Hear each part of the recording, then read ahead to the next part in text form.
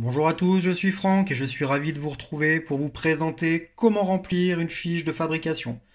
Alors cette fiche de fabrication, elle est à utiliser autant à l'officine lors de la réalisation d'une préparation qu'en salle de travaux pratiques lors de vos épreuves de préparation et de conditionnement des médicaments. Des fiches de préparation, il en existe différents modèles. J'ai choisi ce modèle-là. Dans tous les cas, une fiche de préparation reprend les critères principaux de traçabilité à effectuer sur une préparation. Il faudra dans tous les cas renseigner la date de réalisation de votre préparation ainsi que la date limite d'utilisation de la préparation. En général, les dates limites d'utilisation sont déterminées à un mois après la date de la fabrication. Vous devrez également reporter le numéro de lot de votre préparation. Ce numéro de lot de préparation se trouve en général sur le registre des préparations. Vous devrez également renseigner la quantité ou le volume que vous avez réalisé de préparation, là aussi afin d'assurer la traçabilité de la préparation et de connaître donc les quantités réellement réalisées. Il faudra bien évidemment renseigner la forme galénique de cette préparation.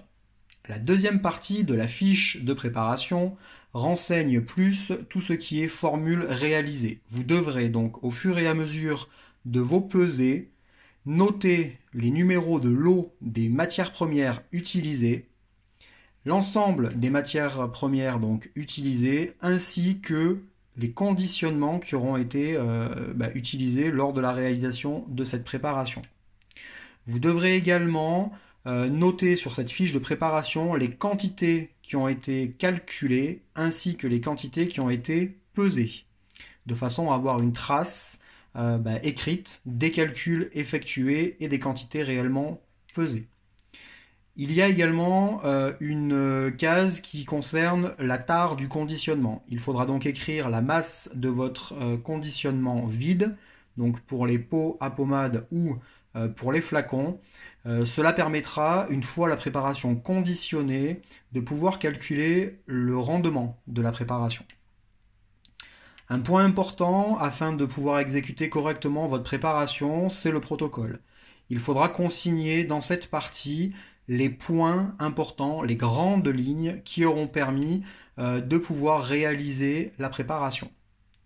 Vous terminerez de remplir cette fiche de préparation en notant, en collant le double de l'étiquetage de votre préparation.